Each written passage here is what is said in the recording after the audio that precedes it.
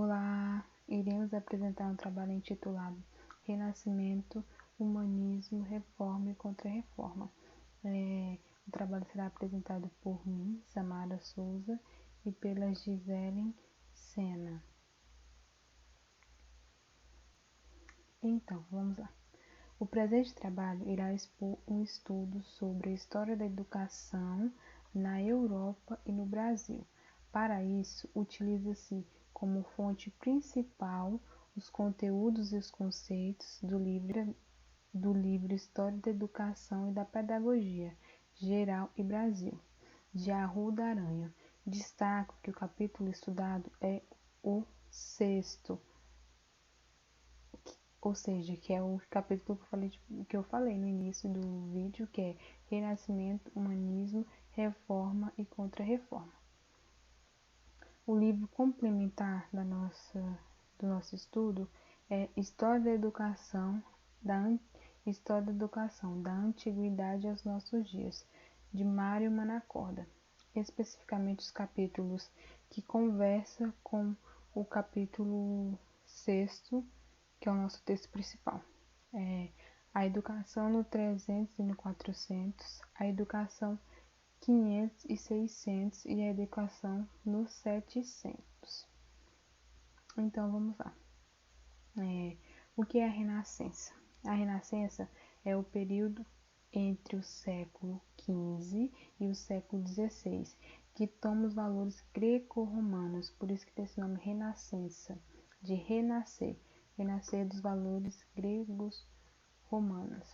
Nesse período surge um movimento conhecido como humanista, que procura a imagem do ser humano e da cultura, em contraposição às concepções predominantemente teológicas da Idade Média e ao espírito autoritário. Todo o movimento humanista tinha o intuito de superar o teocentrismo e enfatizar os valores antropocêntricos, propriamente humanos e mais terrenos. Deixar mais essa espiritualidade de lado, mais o teocentrismo de lado, porque é o teocentrismo que ditava tudo na Média. É a Igreja Católica que ditava tudo na Idade Média. Então, vamos ao contexto histórico da Renascença Europeia. O humanismo.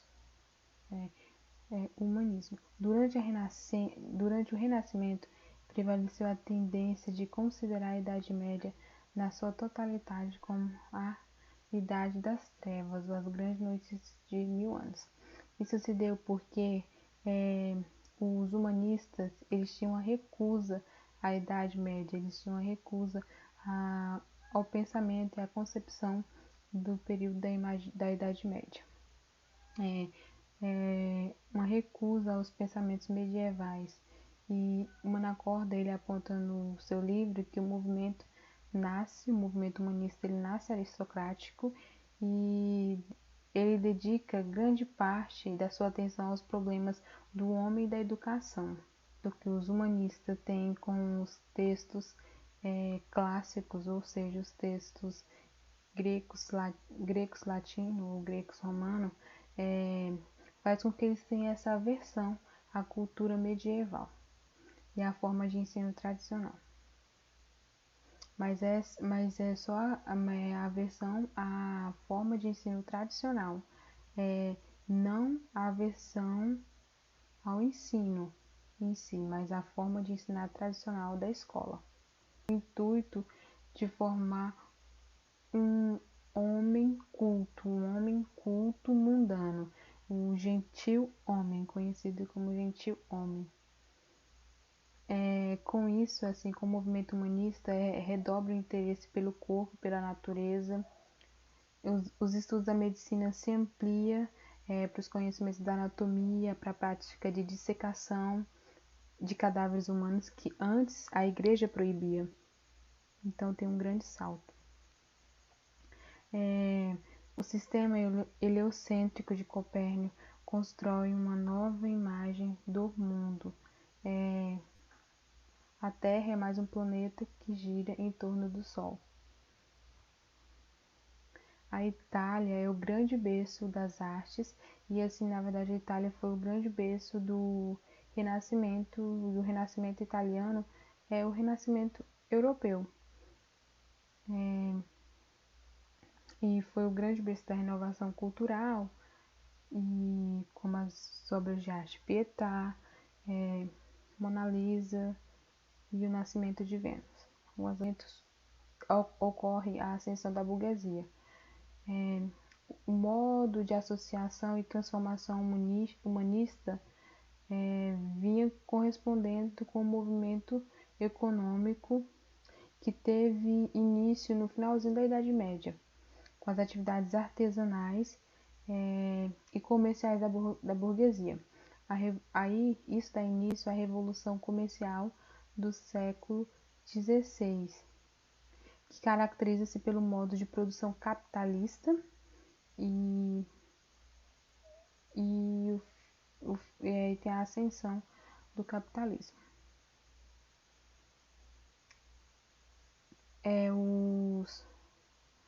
Os burgueses eles fizeram alianças com os reis e isso fortaleceu o poder das monarquias absolutistas. Então vamos para a reforma e a contra-reforma. A reforma critica a estrutura autoritária da Igreja Católica centrada no poder papal e estava relacionado a interesses políticos nacionais. A Igreja contrariava o nacionalismo expresso nas monarquias, que fortalecia o poder do rei. A Igreja Católica condenava. E a crise maior se deu com a Reforma Protestante. Os protestantes viam o enriquecimento como sinal positivo, era um favorecimento divino. Aí Lutero recebe a adesão dos nobres, porque eles estavam interessados no confisco dos bens do clero. E o Calvino teve o apoio da burguesia. E lá tiveram novas diretrizes da Igreja Católica. Nessas diretrizes reafirmavam o poder do Papa e os princípios da fé, além disso, estimular as criações de seminários para formar padres. A Inquisição se torna mais atuante nesse período, sobretudo em Portugal e Espanha.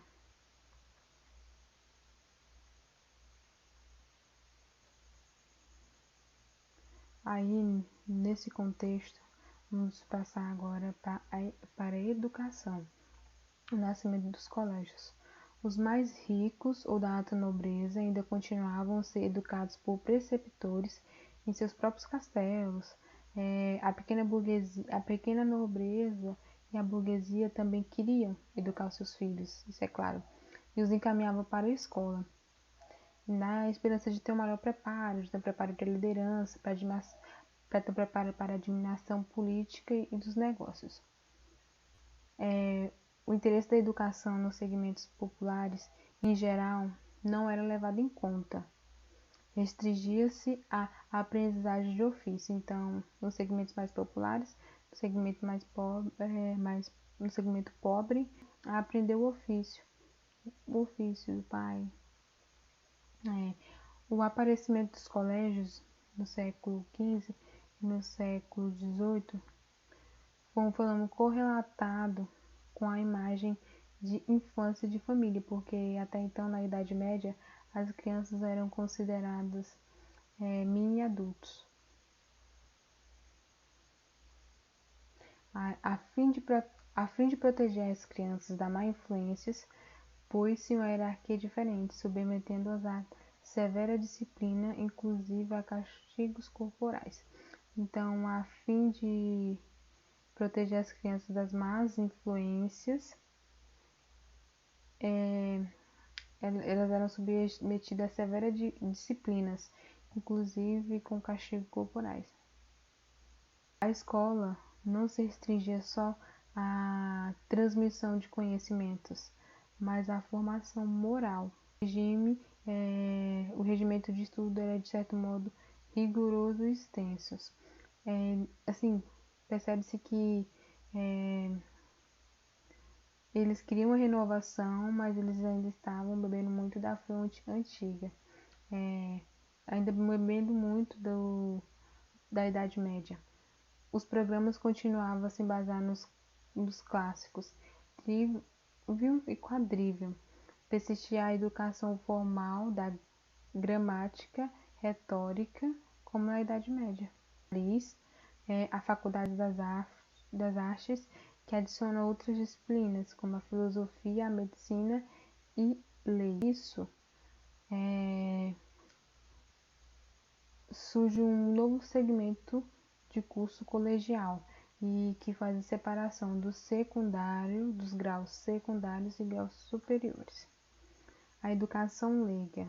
O ideal de secularização do humanismo renascentista nem sempre se cumpria porque a implantação da maioria dos colégios continuava por conta das ordens religiosas. Então, a secularização do saber não acontecia como os humanistas queriam, porque as escolas ainda estavam na mão dos religiosos. Aí, a partir de iniciativa particular de leigos, foram criadas escolas mais bem adaptadas ao espírito humanista. Na Alemanha, surgem as escolas para os príncipes, e Vitorino da Feltre, considerado o primeiro grande mestre de feitos humanista, convidado para ser o preceptor dos filhos de um marquês, fundou uma escola, a Casa Giosa, cujo lema era: "Vinde, meninos, que aqui ensina, não se atormenta". Feltre cuidava não só da recreação e exercícios físicos, mas desenvolvia a sociabilidade e o autodomínio. A sua escola oferecia cursos de equitação, natação, esgrima, música, canto, pintura e jogos em geral. Surgem também as academias, instituições privadas, com a intenção de suprir as falhas das universidades, algumas de caráter exclusivamente literário, outras filosóficas.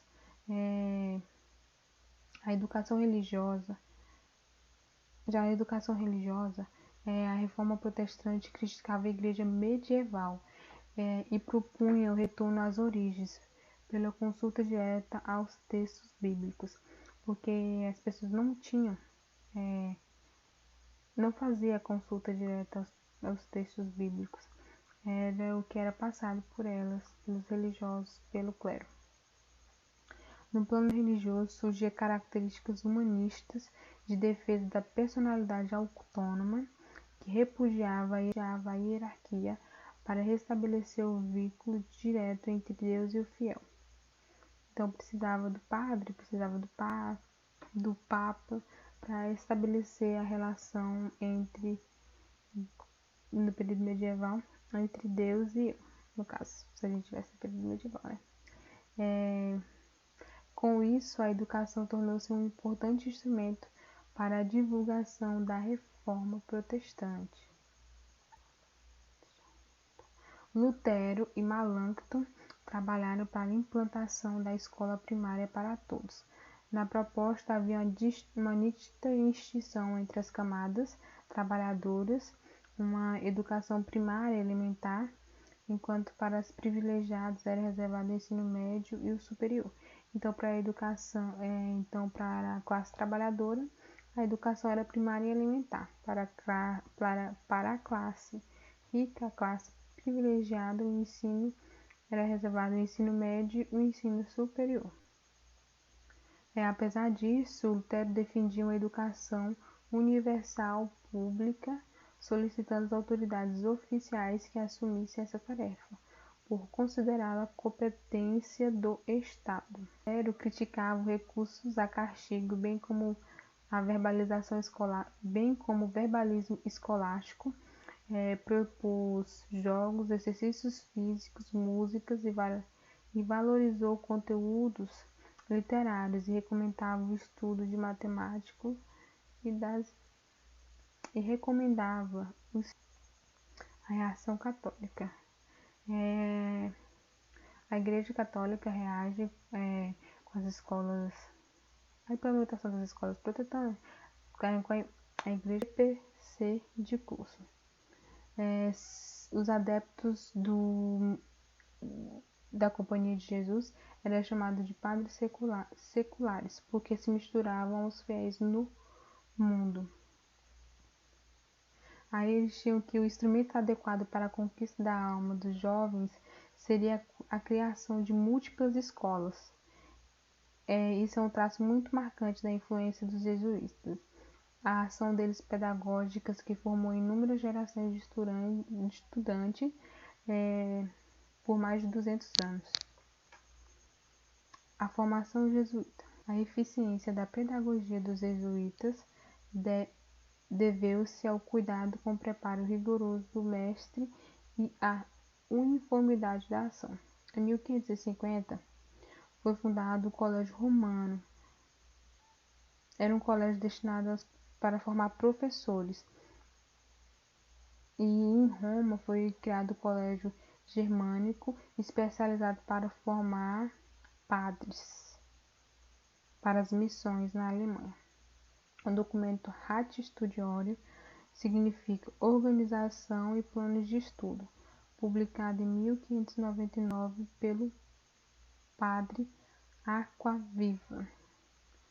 A obra é uma obra cuidadosa, com regras práticas sobre a ação pedagógica, a organização administrativa e outros assuntos. Além de ser o PPC do curso, também era uma espécie de projeto político-pedagógico. Os membros da companhia mantinham a comunicação contínua. Então, para ter uma ação, pensamento único, a companhia, os membros da companhia tinham uma relação de comunicação contínua e o ideal de universalidade na atuação. No entanto, não se confundia com rigidez. Vigilância constante com uma certa flexibilidade aos costumes dos lugares onde a ordem se implantava facilitou a missão missionária, permitindo maior eficiência. O ensino nos colégios, segundo as regras contidas no Ratio Studiorum, era dividida em Studia Inferiora e Studia Superiora. Nessa Studia Inferiora estavam os cursos de Letras Humanas de grau médio com duração de 3 anos e constituída por uma gramática e retórica reformada alicerce das novas estruturas de ensino baseado na literatura clássica grego-latina, grego-latina.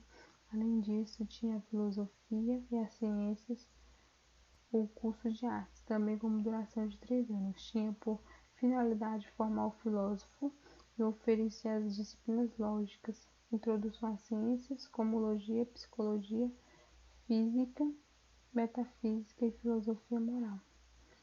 A Studia Superiora era teologia e ciências sagradas, com duração de 4 anos e coroava os estudos e visava a formação de padre.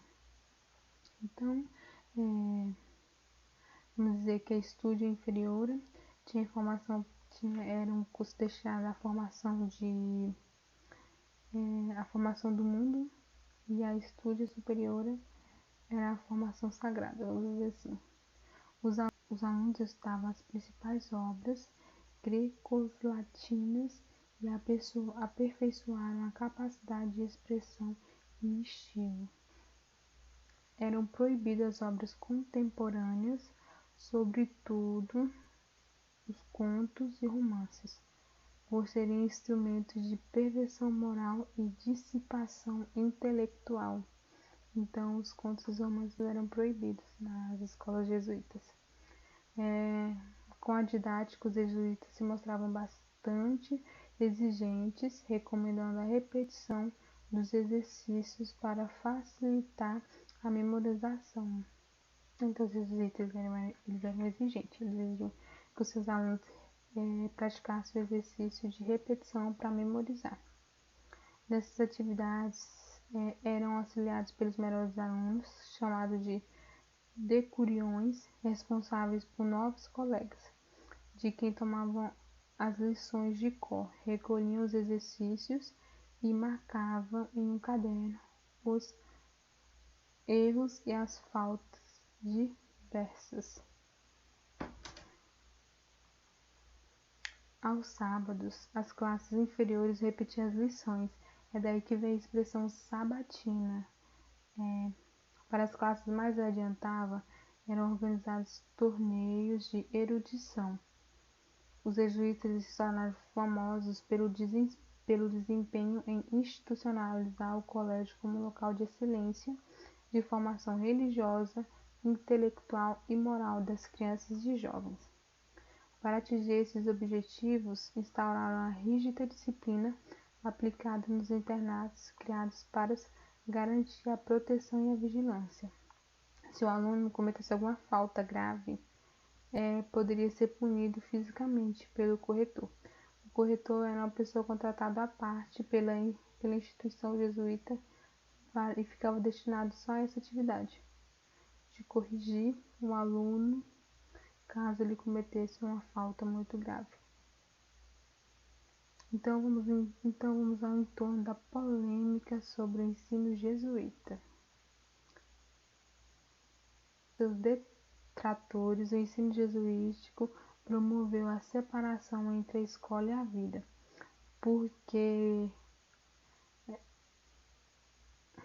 na retomada dos clássicos não transmitia aos seus alunos as inovações do seu tempo. Ocupava-se com exercícios de erudição e retórica, e a maneira de analisar os textos não propiciava o desenvolvimento do espírito crítico, não desenvolvia nos alunos o senso crítico. Filosofia e ciência, os jesuítas mostraram-se conservadores por retornarem à filosofia escolástica, baseando-se no texto de São Tomás de Aquino e Aristóteles, deixando à parte a controvérsia do pensamento filosófico moderno. Ignoraram Descartes. Inclusive Descartes estudou em escola jesuíta. Eles ignoraram o ex-aluno. Eles se recusavam a incorporar as descobertas científicas de Galileu, Newton. A Companhia de Jesus foi acusada de decadente e ultrapassada. Afinal, o ensino universalista e muito formal distanciava os alunos do mundo, tornando-o ineficaz para a vida prática. Então, o ensino jesuíta era um ensino ineficaz para a vida prática. O ideal de honnêteté homme vinculava-se ao humanismo desencarnado, voltado para as belas letras, o saber por saber, de letrados e eruditos. Essa perspectiva deixava de ter sentido em um mundo no qual as renovações nas ciências e nas técnicas requerem um indivíduo prático cujo saber visava transformar. Não mais se justificava o desprezo ao espírito crítico, à pesquisa e à experimentação. Ao contrário, os jesuítas eram considerados excessivamente dogmáticos, autoritários e por demais comprometidos com a Inquisição. Eram padres jesuítas. A pedagogia. Vamos falar sobre a secularização do pensamento. A produção intelectual do Renascimento, seja na literatura, seja na filosofia, demonstrava interesse em superar as contradições entre o pensamento religioso e o anseio pela secularização da burguesia. O texto A Monarquia elaborou tese naturalista reconhecendo a capacidade humana de se guiar pela razão. Então, a secularização é anunciando que o homem agisse de forma racional, deixando de lado a intervenção papal, o poder da igreja. No século XVI, Maquiavel investigou as bases de uma nova ciência política descomprometida com a moral cristã, portanto, laica, secularizada. No texto de crítica à tradição medieval e à educação, procurava bases naturais, não religiosas, a fim de tornar instrumento adequado na difusão de valores da burguesia. Ainda que fosse grande a produção intelectual na Renascença, não havia propriamente um filósofo da educação como sistema de pensamento coerente e coeso. Não havia um sistema de pensamento coerente, coeso, de humanista relacionado à educação. Manacorda aponta os novos tratados da pedagogia humanista. A leitura, que era um novo tratado da pedagogia humanista era a leitura direta dos textos, a leitura direta da fonte dos textos, inclusive da literatura grega, disciplinas que eram baseadas no respeito pelas crianças e pelos adolescentes, que excluía as tradicionais punições. Mas entretanto, todavia, ainda era conservado no ensino as formas catequéticas, como na gramática do humanista Niccolo Perotti. Manacorda ele traz um exemplo, eu coloquei até o trecho aí. Repita as letras: A, B, C, X, Y, Z. Repita a saudação da bem-aventurada Virgem, Ave Maria, Amém. Então, percebe que o ensino ainda tem uma formação catequética. Então, ainda estava ligado com a Igreja Católica. Dos pensadores seculares, Vives foi quem organizou uma obra pedagógica. Um dos primeiros a organizar uma obra pedagógica considerável. Juan Luis Vives, humanista espanhol que lecionou na Universidade de Oxford, era uma exceção por ter escrito uma obra pedagógica cujo principal trabalho é o Tratado do Ensino. Escreveu inclusive sobre a educação da mulher, escrevendo inclusive sobre a educação da mulher, só que ele considerava que era fundamental a sua presença no lar. Recomendou o cuidado com o corpo e a atenção aos aspectos psicológicos no ensino, acompanhando as mudanças do pensamento científico, valorizava os métodos indutivos e experimentais, reconhecia a importância da observação dos fatos e a ação como meio de aprendizagem. Do segundo período de Física, e eu vou dar continuidade aqui à explicação da Samara. Sou do grupo número 6, vou falar aqui do Renascimento, mas de forma contra-ataque, porque com alguns tópicos aqui mais abaixo.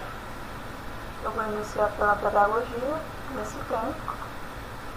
Eu fiz alguns resumos e separei as partes mais importantes para passar para vocês nesse vídeo. Eu vou iniciar aqui o período da pedagogia falando sobre Erasmo. Erasmo, que viveu ali entre 1467 e 1536, pensador renascentista que representava o pré-iluminismo. Ele criticava a corrupção e a forma autoritária no qual a igreja agia sobre as pessoas. Ele se impôs contra isso. Ele era contra as formas de agressões, violências e vários outros jeitos que a igreja agia sobre as pessoas. A atenção dele estava voltada para a literatura. Erasmo era contra a formalidade na universidade. Ele não apoiava a produção intelectual medieval, ou seja, ele tinha uma visão mais ampla do processo pedagógico. Ele focava não só na formalidade, ele era contra a formalidade. E ele queria mostrar o novo conhecimento que estava surgindo nos padrões dessa época. Eu fiz uma breve alusão aqui sobre os dois livros. Segundo o livro Complementar a História da Educação da Antiguidade aos Nossos Dias, de Mário monarcode, para o Erasmo era importante traçar um programa positivo na educação. Como assim? Para ele era importante o diálogo. Ele valorizava muito o diálogo entre as crianças. Era uma forma de desenvolver o intelecto delas. Ele afirmava também que os elogios dos professores, dos mestres, era algo gratificante, ou seja, incentivava o aluno a correr mais atrás de informação. Então ele via isso como algo positivo. Ele via o elogio como algo positivo e ele também via a correção, quando o aluno erra, uma forma positiva de manter o aluno na forma correta do aprendizado. Mostrar o erro para que se possa corrigir.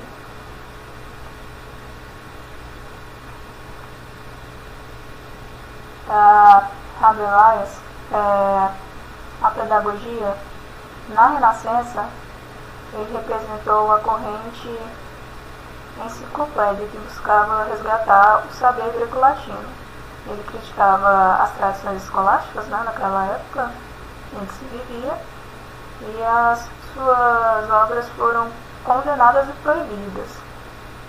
Nenhuma obra dele foi publicada. Por conta disso, a Santa Inquisição ameaçava, ele era perseguido pela Igreja, porque os pensamentos dele eram fora do padrão do clero, da Igreja. Ele recomendava a aprendizagem enciclopédica e criticava o ensino de livresco, ou seja, ele também tinha um pensamento mais amplo sobre a forma de ensinar e buscar conhecimento. Ele tinha uma forma mais abrangente sobre isso, né? Ele buscava conhecimento de uma forma mais aprofundada para poder passar o intuito de abrir a mente, não ficar preso só naquela visão sólida do medievo que se tinha, né? Ainda na pedagogia, vamos falar aqui um pouquinho sobre Montaigne, 1533-1592.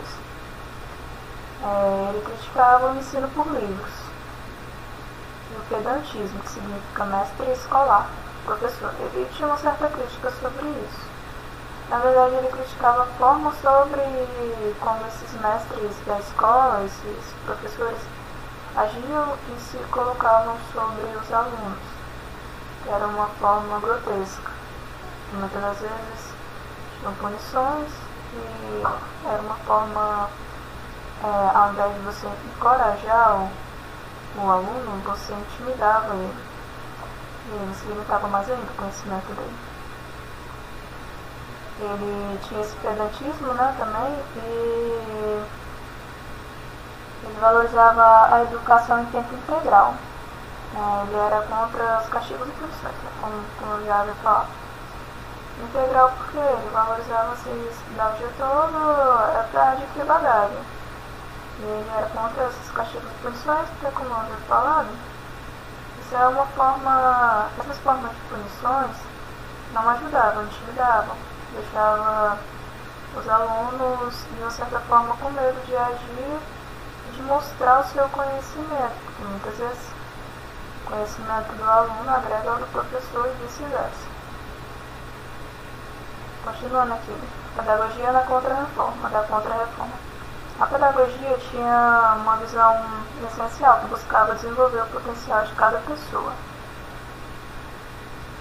Isso então foi tomado pelos jesuítas, no qual a pedagogia era aristotélico-tomística. No caso aí, limitava o conhecimento dos seus alunos para os manterem nas rédeas, né? Aquela conversa que até a gente sabe. Você dá conhecimento, você dá visão. Quando você dá conhecimento limitado, você limita você até onde você quer que ele chegue, né?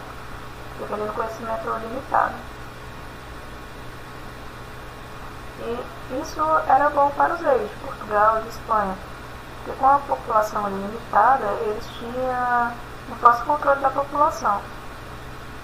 eles poderiam manipular e dominar do jeito que eles achavam mais favorável para os negócios da época, tanto para a economia, quanto para a expansão comercial, marítima e o que se passava naquela época, né? Então eles tinham o domínio da população. Não muda muito, né, dos tempos de hoje. Continuando aqui. A conclusão desse período, vou fazer um breve resumo aqui, é que o Renascimento ele foi um período de modificação, pois ele mudava a forma de educar, a religião, os dogmas primordiais, e assim um mundo de uma forma mais ampla, menos manipuladora para os dogmas religiosos. A religião católica tinha uma forte influência naquele tempo. Então tudo que era contra ela era de uma certa forma errado, herege, né? Tinha as punições. Então esse período do Renascimento ele abriu e expandiu a mente das pessoas para buscar novas formas de conhecimento, de aprendizagem e sair daquele ciclo vicioso em que a religião impunha a eles, o governo impunha a eles, para que eles ficassem naquele ciclo. Os burgueses eles investiam muito na educação dos seus filhos, eles preparavam eles para o futuro promissor. Os burgueses, muitos deles, falando aqui um pouquinho, um breve resumo, né, da conclusão, muitos dos burgueses eles tinham as escolas, mandavam seus filhos para as escolas, né? Os nobres muitas vezes educavam em casa ou mandavam para a escola. E já os pobres é aquela questão, né? Vamos aprender aqui o ofício dos pais para continuar. A herança de família deles era essa, era a profissão. Não tinha outra alternativa. E a pedagogia ela tinha o papel principal de modificar o ser, para tornar ele uma forma padrão de vida pelo período. Um modelo universal, né? Um modelo universal ali que o governo usava da forma que queria, de todas as formas. Era imposto esse modelo universal nas pessoas. Aqui eu vou falar um pouco aqui da pedagogia da monarca, tá? Falar assim de cima que era a conclusão do Aranha, eu vou falar um pouquinho aqui da pedagogia segundo Mário Monarca. Foi um período sensível para os homens. Tem uma base da pedagogia humanística é a dependência de se ter a natureza da criança no seu duplo sentido. Primeiro, ele considera a idade da criança no ato de educar. Não tinha isso, né, naquela época. Era todo mundo junto, adulto, criança, todo mundo junto na mesma sala, o mesmo ensinamento, não se separavam. E educar as crianças de acordo com a condição de cada uma. Tinha que haver isso, porque cada criança tinha condição de se educar, né? Então você tinha que seguir aquele padrão para você poder fazer com que ela aprendesse. A comunidade precisa de várias ocupações. Então era direcionado a criança de acordo com o seu padrão, como eu já havia falado, né? Tá fazendo aqui os dois livros citaram praticamente a mesma coisa. Tinha um padrão, cada criança tinha os filhos dos nobres, dos servos, então cada um tinha um padrão. Segundo o Evangelho, os filhos dos nobres devem ser instituídos nas artes mais excelentes, para que possam ser dignos da fortuna que gozam nas condições em que nasceram. Tinha muita divisão de classe, então esse paradoxo ainda permaneceu por um bom tempo. Vou falar um pouco aqui sobre a catequese e o início da colonização. Eu vou falar sobre o contexto histórico. A colonização ela veio resultando nessa necessidade de expansão comercial da burguesia, que se enriqueceu com a revolução comercial. As colônias iam não só ampliando a metrópole, ampliando o comércio, mas também fornecendo produto para a metrópole. Com a relação entre a metrópole e a colônia, se desenvolveu a economia e a cultura que estavam relacionadas à relação da colônia e da metrópole. Essa relação fez com que as colônias pudessem ser extremamente exploradas pela metrópole. A gente vê o caso aí do Brasil, colônia de Portugal, isso é uma coisa bem nítida, não precisa citar muito, né? É algo que já é bem evidente. Então, no comércio, tinha um lucro para os comerciantes e as metrópoles ganhavam produtos tropicais e metais preciosos, que vinha com o fornecimento que as colônias estavam dando. Fornecimento esses que favoreciam muito as metrópoles. Essas revoluções comerciais foram um período de muita expansão econômica, né, na Europa.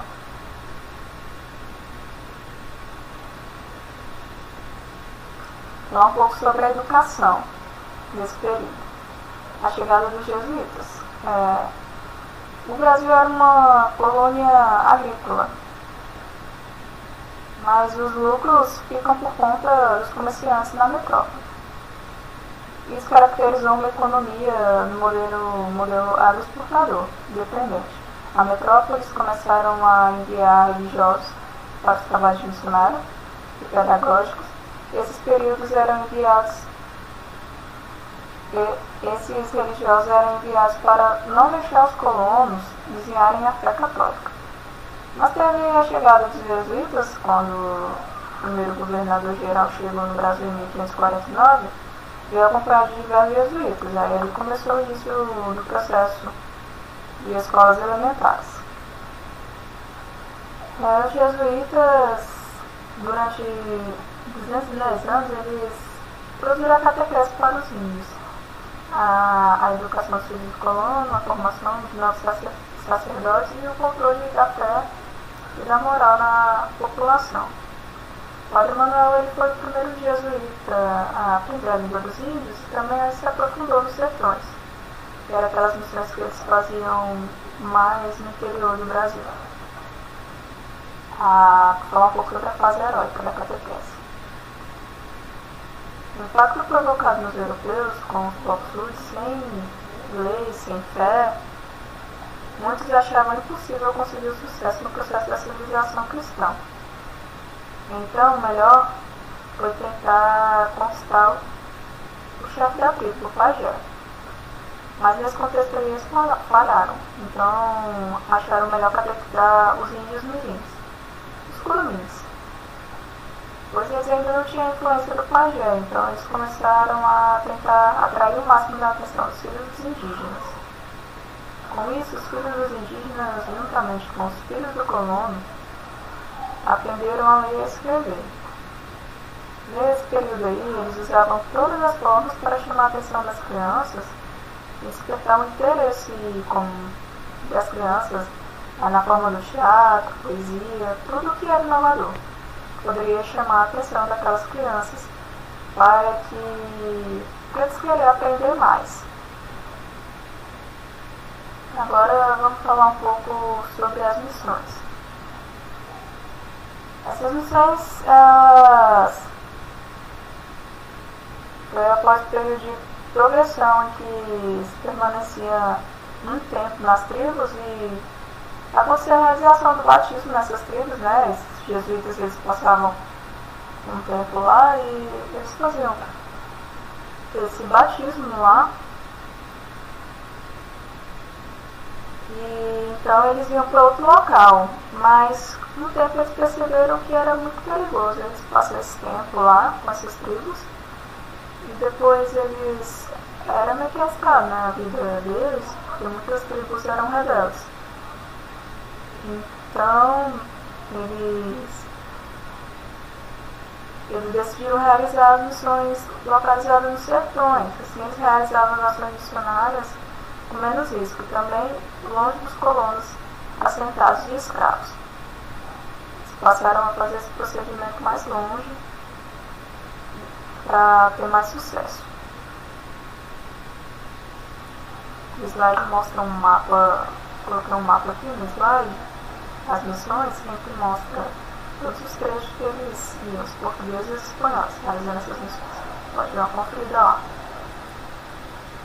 Quando os missionários chegaram à aldeia, acharam muito hostil eles. Primeira vez, né, que eles frequentaram as aldeias, que eles acharam muito hostil, porque eram várias famílias de indígenas que moravam juntos na mesma oca, né, sem pudor, sem restrição. Eles faziam tudo ali, eles faziam tudo, não tinham vergonha, não tinha nada dessas coisas. Quando esse comportamento, ou eles classificavam como um comportamento bárbaro, os jesuítas eles mandaram os nativos para outros lugares. Tiraram os nativos porque eles achavam que era bárbaro, eles levaram para outros lugares, que era separado por casas, cômodos e famílias. Eles estabeleceram um sistema agrícola, tiraram eles da casa deles e plantou o costume deles. Os jesuítas eles puniam os índios de forma muito rigorosa, usavam açoites, troncos, mutilações. Era um sofrimento público, que era para servir o próximo, né, para evitar fugas e ações rebeldes. Como o aprisionamento era fácil, captura de tribos, eles capturavam tribos, né? Após a expulsão do jesuíta, os índios não conseguiam mais substituir a moral e o econômico. Tipo, os índios, depois deles, mudaram, né? Mudou a sociedade. O período de consolidação, a instrução da elite. Vou falar aqui um breve resumo sobre esse período. Os portugueses eles decidiram o destino dos filhos, né? No caso aqui, o primeiro filho herdava tudo, o segundo ia estudar, o terceiro virava padre. O governo de Portugal via com muito valor, né, a educação dos jesuítas para o campo político, por isso eles não interferiam, não. Outras ordens religiosas. Teve outras ordens religiosas, como a dos franciscanos, os carmelitas, os benedinos. Em 1585, criou-se a custódia de Santo Antônio no Brasil. Já no ano que segue, os franciscanos, né, fundaram um internato para os grumins, filhos lá dos índios, onde ensinavam o catecismo, ler, escrever e cantar. Ainda tem pouca informação, porque esses religiosos eles não guardavam documentos como jesuítas, eram A conclusão é que esse período de catequização dos índios atualmente mostra o quanto é prejudicial para esse povo, pois integrou a cultura do índio. O sofrimento e a angústia do índio era tanto, né, que a morte tornou liberdade para eles. Com isso se perdeu os costumes e tradições de um povo rico na harmonia de vida. Os jesuítas eles aplicavam o ideário católico como concepção de mundo no Brasil, e essa ideologia durou até a proclamação da República, quando acabou todo esse procedimento aqui. Então é isso. Vocês podem conferir o slide, tem imagens, já tudo organizado lá.